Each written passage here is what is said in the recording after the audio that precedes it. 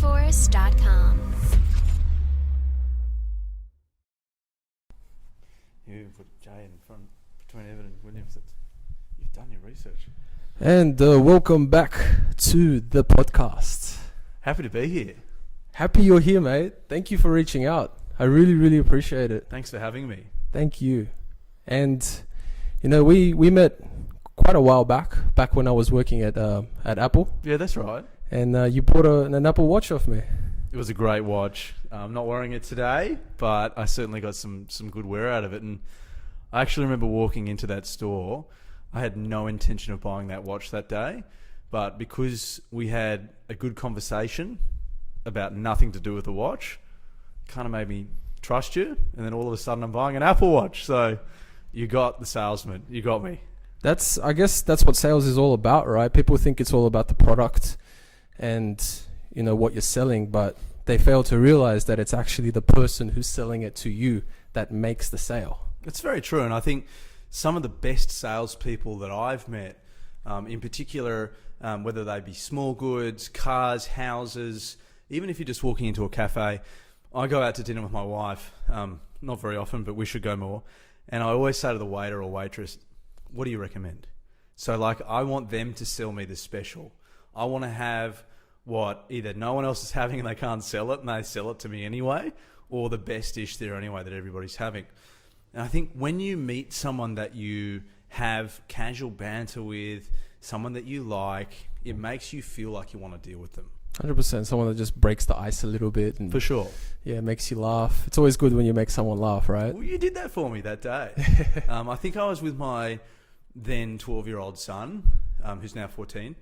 Maybe he was 11. And we were looking at phones, just flicking past. I think we'd been to a movie or something or other. And that's when I think you were wearing the watch. You're wearing it now. Yeah. This is the same one.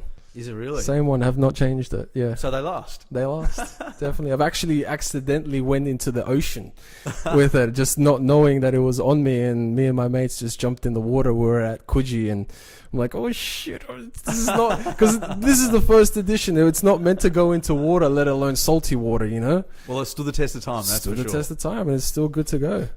Now, just before we get into the nitty-gritty, yeah. I wanted to kind of introduce you to the listeners and the watchers of this podcast. So this man right in front of me is an Eastern Suburbs local.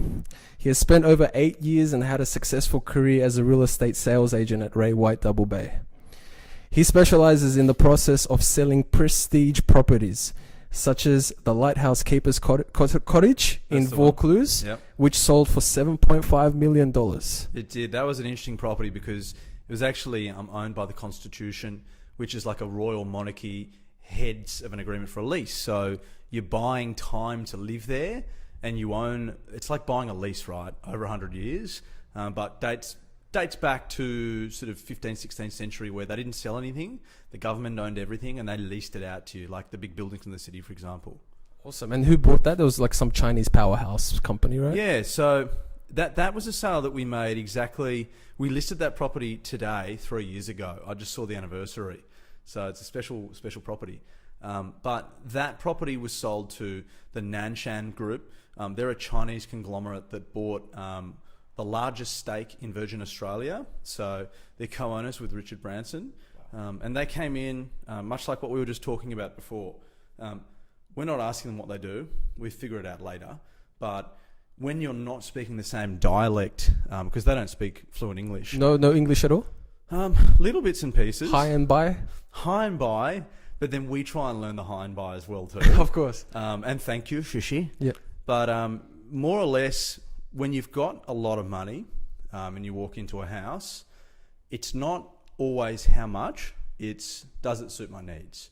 So you just have to be sure that not only are you giving them space to walk around the house by themselves without following them, because there's nothing worse than that they understand the key attributes and the differences between anything else that's on the market, and that it's a sought after product and it won't be around long.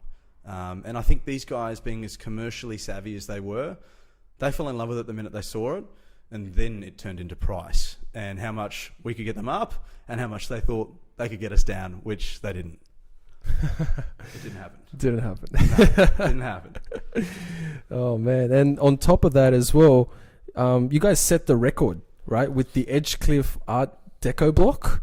Yeah, so that's the Australian auction record. So it's the highest price ever achieved in an Australian auction room. So it's a block of apartments that I sold in Edgecliff. It's owned by a gentleman and his two siblings that I met day one in real estate. So didn't know him prior to. He had a little paper advertisement in the back of the Wentworth Courier, which is like our local newspaper. And he said he wanted someone to rent out one of the apartments. So I did. I called him up. I said, "Hi, I'm a real estate agent. Can I help you?" I actually stayed in touch with this guy, and lo and behold, 12 years later, because this is my 15th year in the game, he said, "We're selling." So we did take that to market and ended up setting the Australian record, selling for $33,250,000. $33.25 million in 2017 at the height of the real estate boom in Sydney. I mean, look, again, I was kind of hoping you'd bring this up. What makes the difference between me, who's back then 33, versus agents that are like my mum or dad's age in their 60s? There's one word, and it's relationship. So, you know, if I didn't have that relationship with him in 2005, the year my son was born, when I was 21 and I knew nothing about real estate, and didn't show that eagerness and that willing to help and assist, never in my wildest imagination would I think that would transpire into the national Australian record that still stands today. But I mean, I think sometimes you've got to go out there, and luck presents itself to those who go out and look for the opportunity and really, really try and want to do those little bits, because I think those little bits in the long run turn into big things. 100%. I didn't know that back then. 100%. And I remember you were telling me when we were organizing this podcast that you wanted to talk about those little things that then lead to the big things. Yeah. Oh, where do I start? I think the little things, right, in anyone's life, it doesn't matter what sector you're in. If you're an actor, if you are working, selling people coffees, if you're a lawyer, a doctor, if you're a floor attendant in a store, it doesn't matter what you're doing. It all starts before you get to work. So I was so content with my life and where it was going when I was 21. I have just had a baby. I'm delivering pizzas. Congratulations. Thanks. My wife, who's a tad younger than me, is, you know, not working. I've dropped out of uni. You know, all of those things are adversity to anyone that's got the ability to worry too much. And I think I just didn't worry, right? I'm getting to the little things.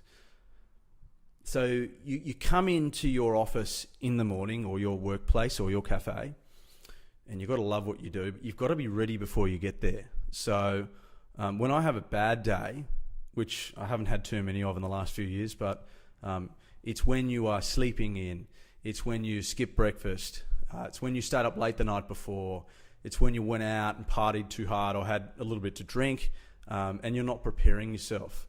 It's also when you're arguing with your mum or dad, when you're arguing with your partner, if you argue with your brother or your sister, right? So, I mean, it's really important, I think, when we talk about the little things in business, that you have the ability to get your life and your outside of work situation perfect. And there's no such thing as perfect, right? There's just your own situation, okay? So, like, I'll go back to it, right? 2005, I drop out of uni. I got a big hairdo. I've never been in real estate.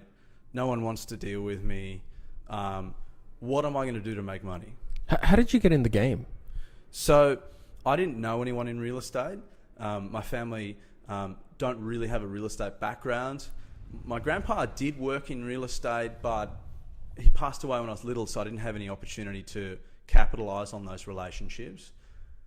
I got into real estate because I looked at some of the people that had done well, and I thought, that could be me, and I don't have to go to university, and I can capitalize on new relationships, which is the guy in the back of the Wentworth Courier. Not necessarily the relationships I already had. I mean, you open by saying, you know, I grew up in the area.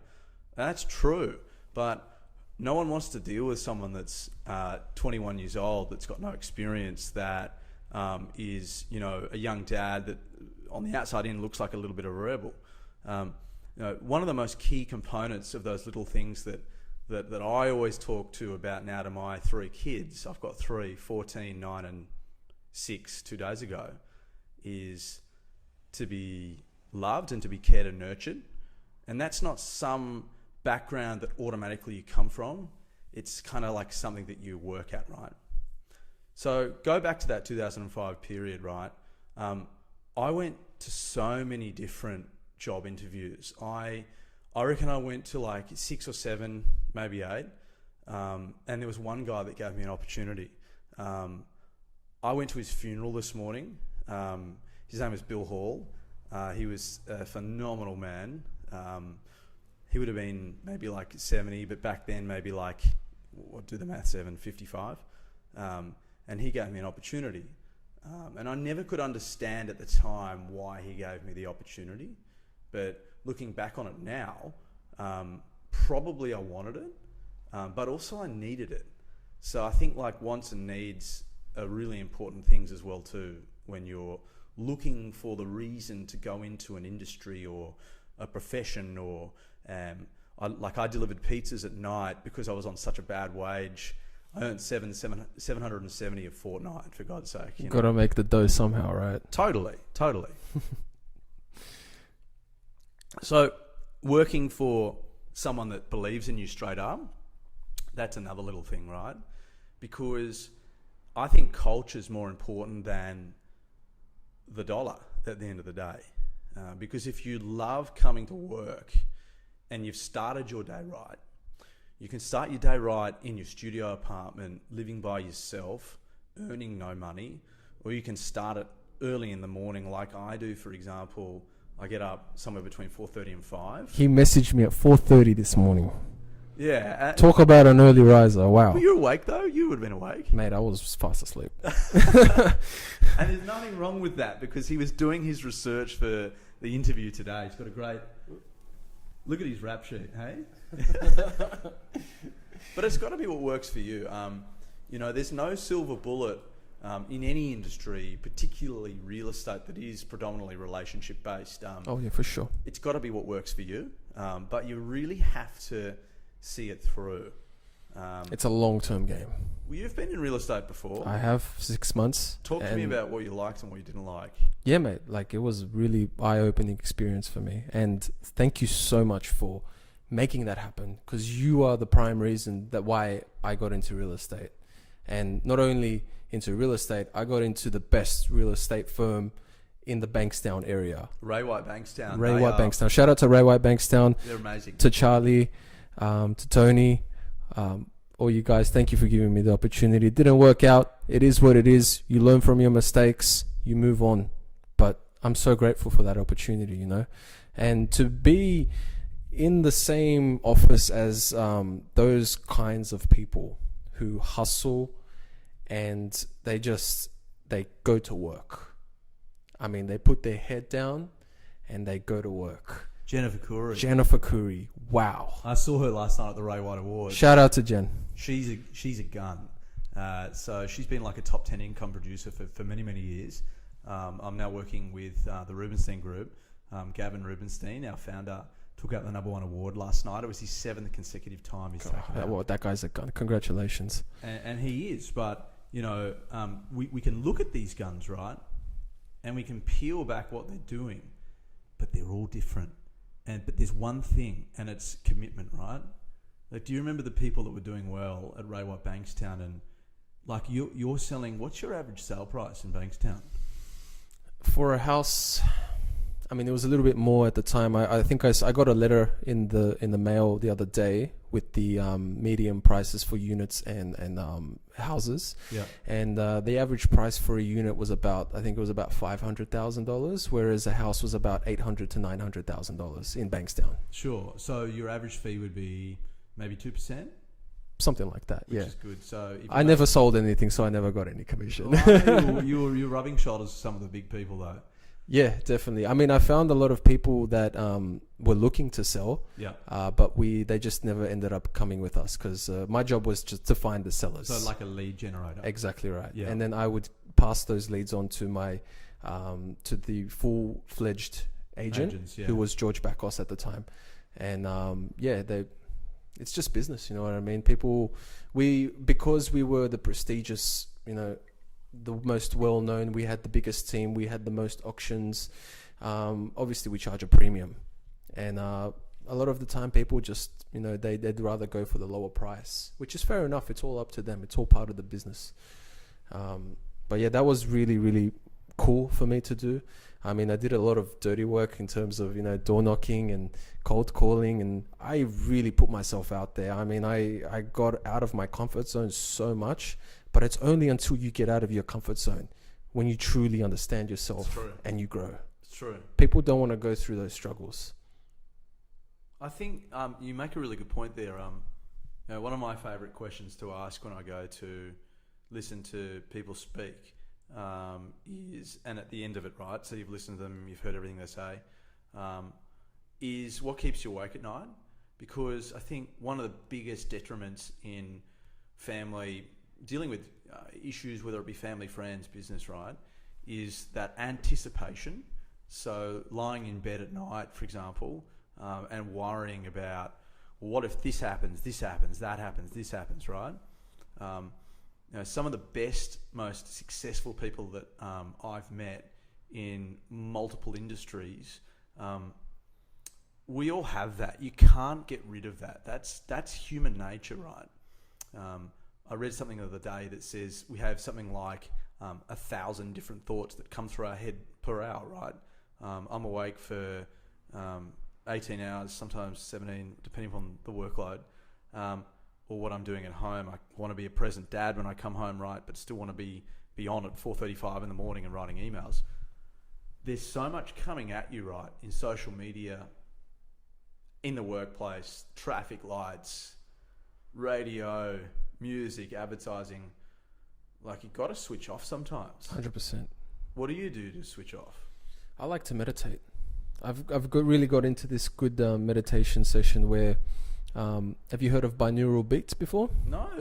So it's this frequency of waves that you can just type it in on YouTube. Okay. And there's different kinds of frequencies. There's theta waves, there's beta waves, and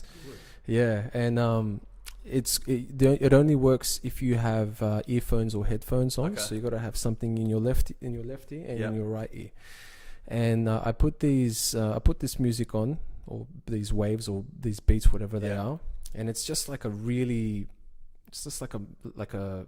mechanical sound, kind of. It's like a vibration sound. I've heard of this. Right? And apparently something happens in your brain, and I feel this as well. Yeah. I get into a really deep state of meditation where, and I like to lie down flat on my back.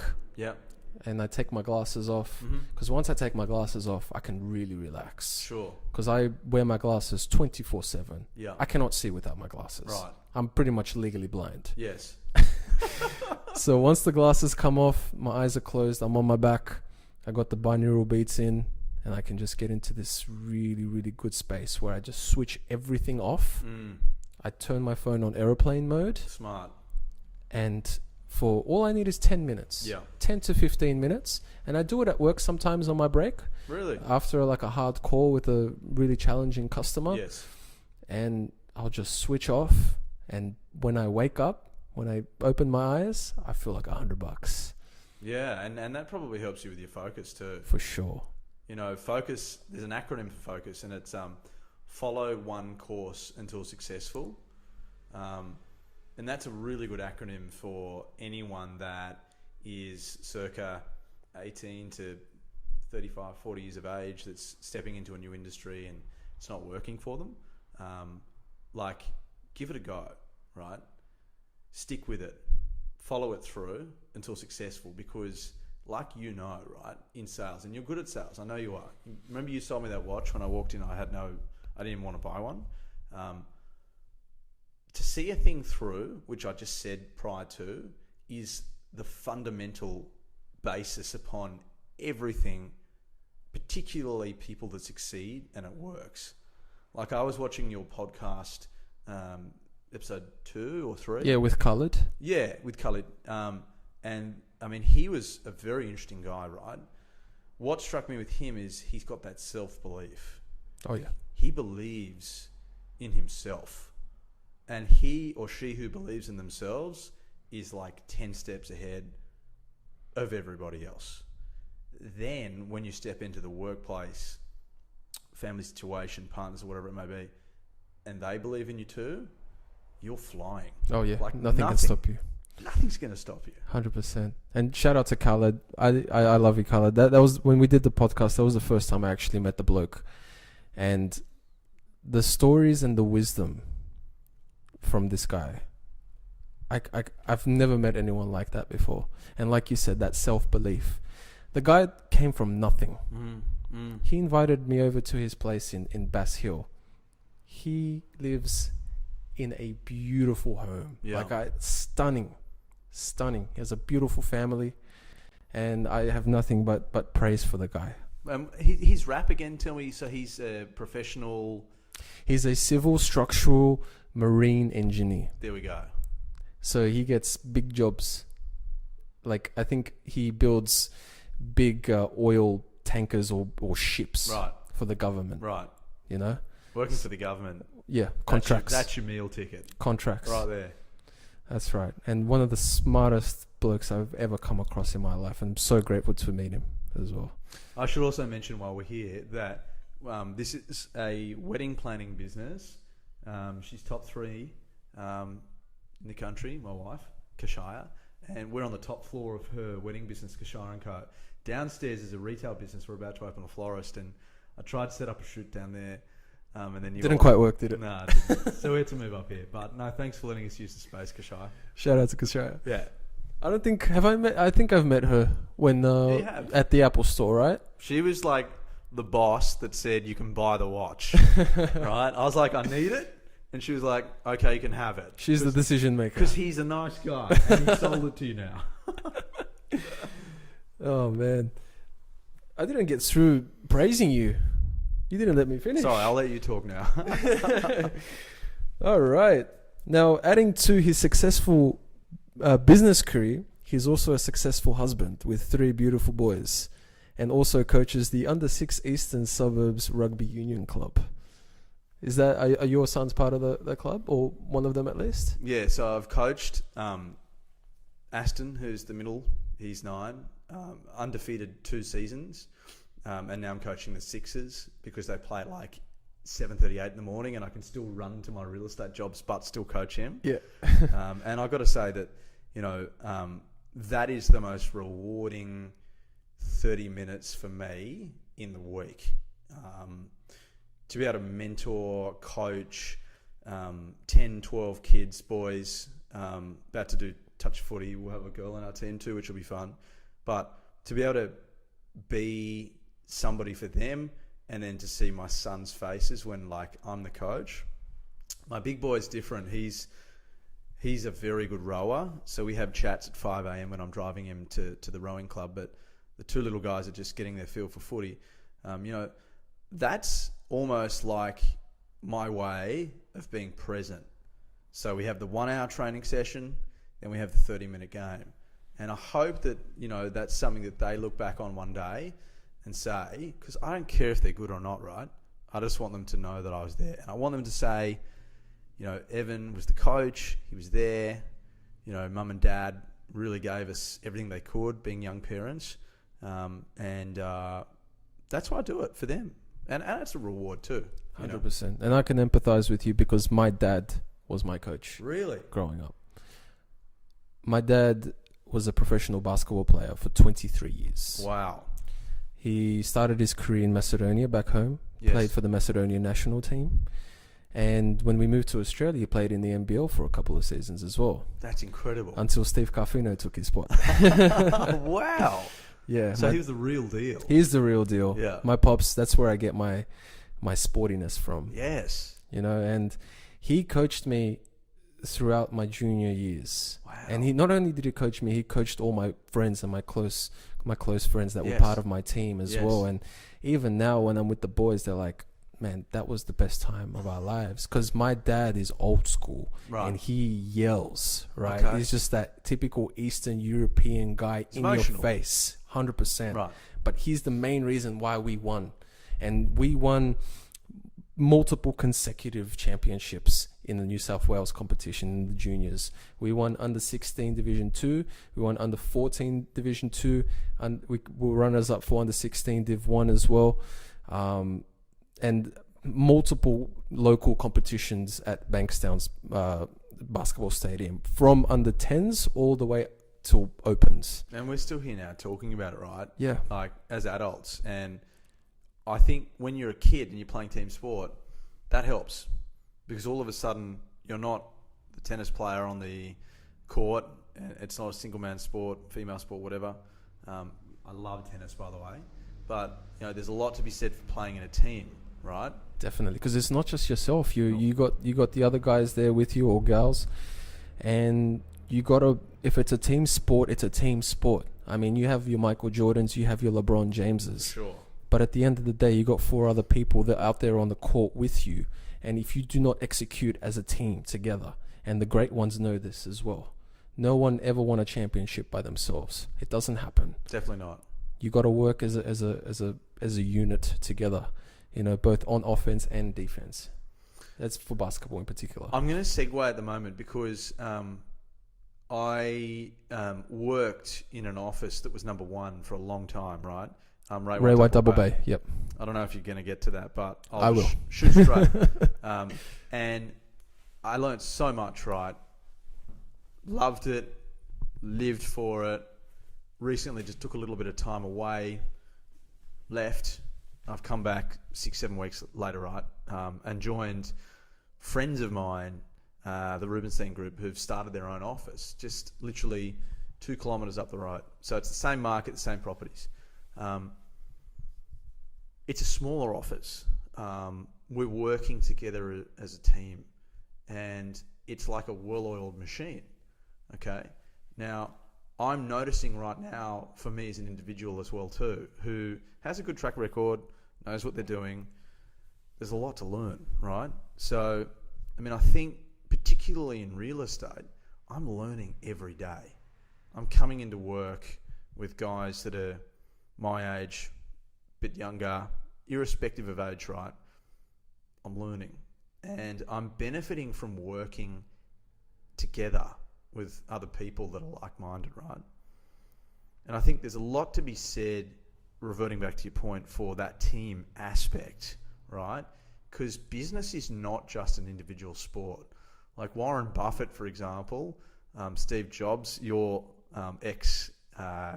Was he the CEO or the chairman, or what was? He was the CEO and founder of Apple. They called him the founder. He was the one who started it all in the garage. And think about how that business grew, right? Like, obviously, I'm talking about more of a micro scale, but there's 8 of us at the moment, and we're growing. I come from the big beast, which was incredible, right? Which was like 55 people in size, and we've learnt so much from them. But what's your point of difference? So I look at that and I talk about that when I'm talking to people in pitches, right? And because what is your point of difference? I mean, we're dealing in probably one of the most high net marketplaces in Australia. In fact, we are. I know we are. And when we're shooting for business and we're sitting at the table with Mr. and Mrs. Vendor, we really need to peel it back to not only track record, which we've got, but energy. Now, there's something that I say to the kids before the match and after the match in rugby, and that is energy wins the match. And our team of 8 at the moment, we've got energy. Like, we left the awards ceremony last night at 9:30 to get to bed, to wake up at 4:35 today, while probably some of our competitors were still partying at 5 a.m. No after party for you?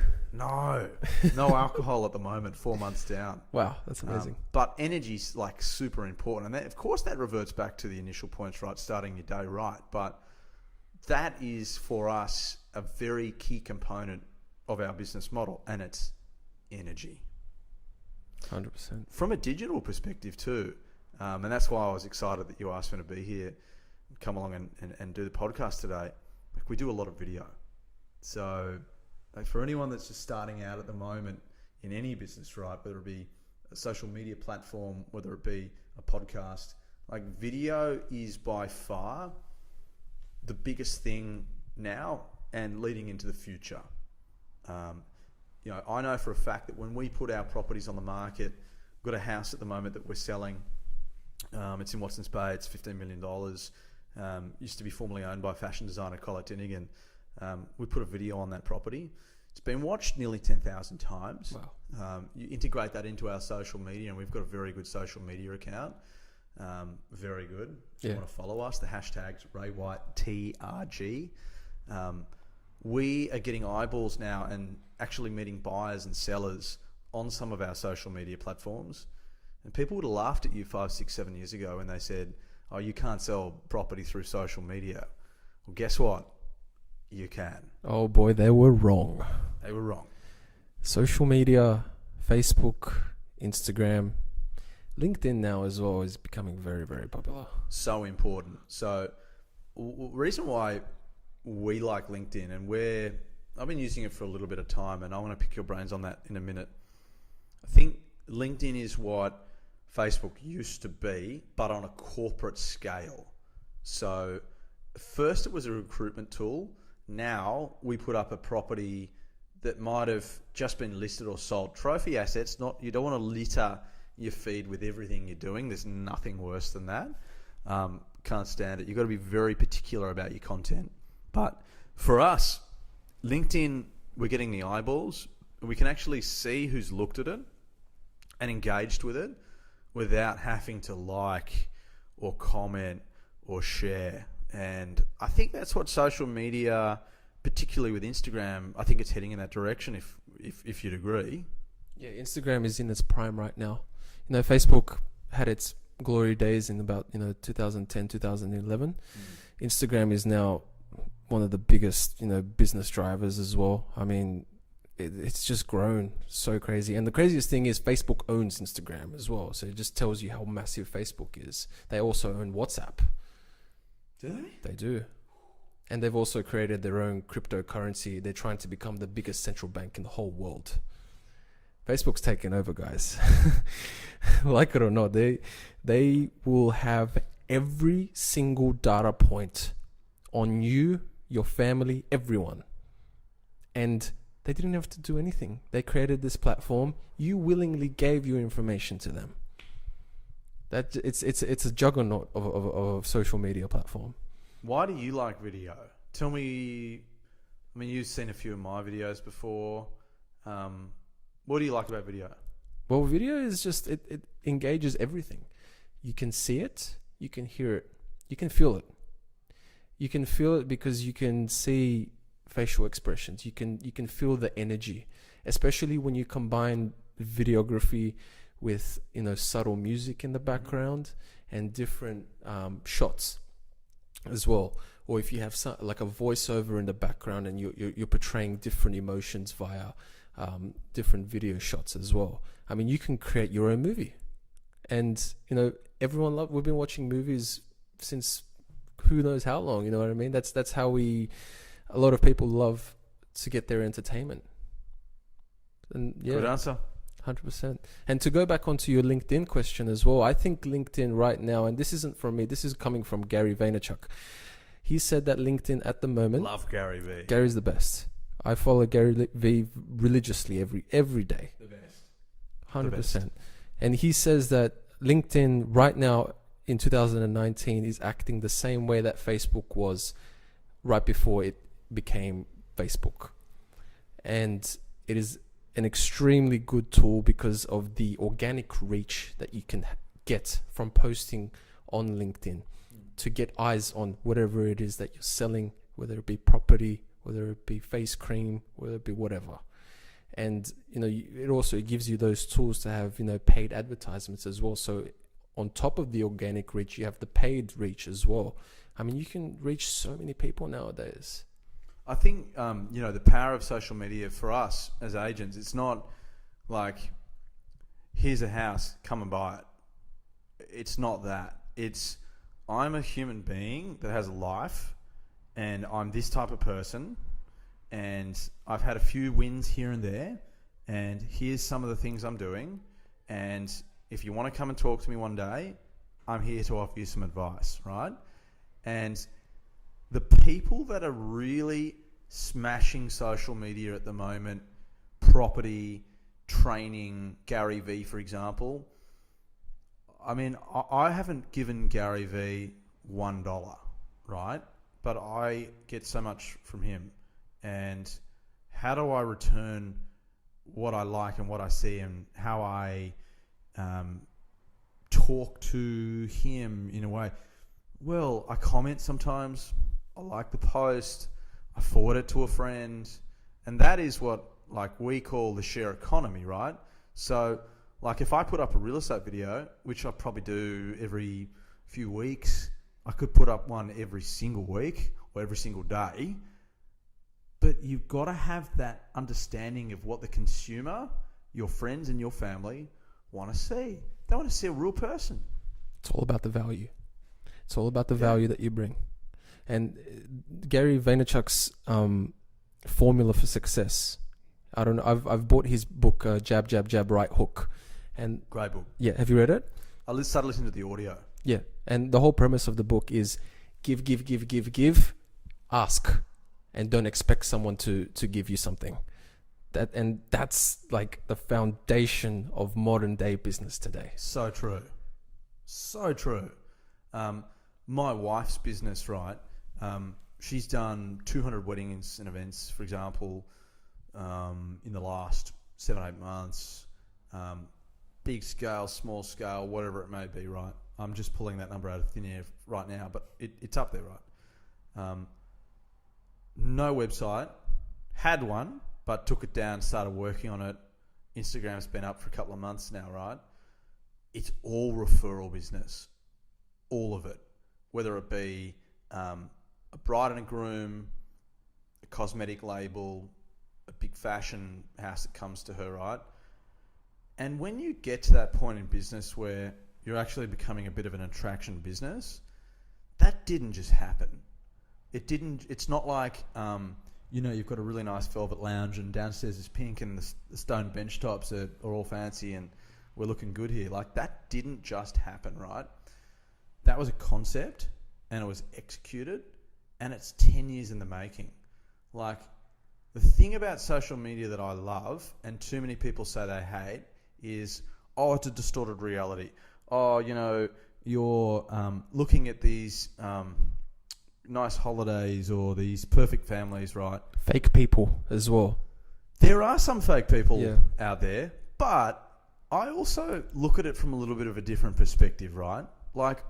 When I see someone that's done a great job and sold a great property, or when we have a team that beat us in the under sixes, even last night, we were clapping our competitors, right? You are only as good as your last triumph or loss. Triumphs and tribulations. So, it's so important. I always say to my kids, go and shake the hands of the guys that beat you 10-0. Go and shake the hands of your competitors last night that beat me in the awards, right? Which I did. Because not only is that going to make them feel good, but pat them on the back. You're never going to be number one if you can't acknowledge and respect the people that are above you and that could potentially be there to assist you in the long run anyway. 100%. Yeah. That's relationships too. Yeah. Right? And going back to that social media thing, a lot of people say, social media is creating all these fake people. Social media is exposing us. Gary says this as well. He's with this internet thing, there's nowhere to hide anymore. I mean, there are cameras everywhere. Yeah. Soon, I think we're going to be able to read each other's mind. It's going to get to that certain point. If Elon Musk develops this neural link that he's thinking about releasing. Amazing. Crazy stuff. But yeah, social media is what you make out of it. Like for me, the main reason for starting this podcast is I'm sick of hearing Mikey and Nemi on the radio. You know what I mean? I want to spread a good message. And I do that by providing value in the 3 different pillars: health, wealth, and spirituality. And, you know, I think a good balance and achieving success in those 3 areas of life can give you like a happy and successful life. Totally agree. And I also think now, like you're a young guy, obviously you want to have a family one day. Yep. Like you think about the subjects that we were taught at school, right? I mean, I'm a bit older than you. How old are you again? I'm 26. Can I ask you that question? Of course you can. So I'm 10 years older than you, right? And I remember at school, we did a little bit of philosophy. There was no mindset coaching.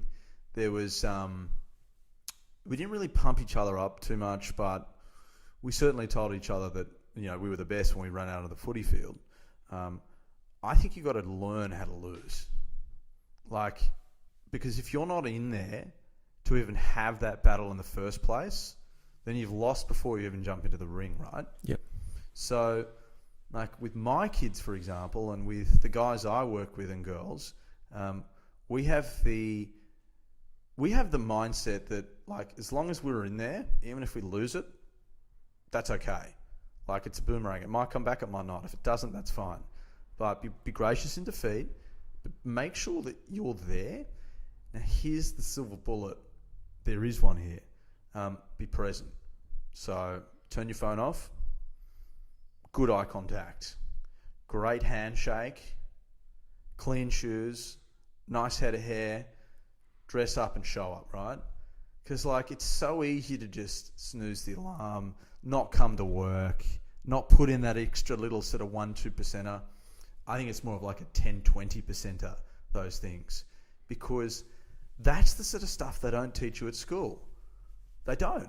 The people that do really well, like my wife, for example, right, that didn't go to university, had a baby very, very young with me, went on to have 2 more and started her own business from scratch from nothing with no help, 0. It's her. It's your name on the door. And I think, we hear also about personal branding. Your brand is your family, your religious beliefs, if you've got any, and that can be fitness if you like. It doesn't have to be going to church or whatever it may be.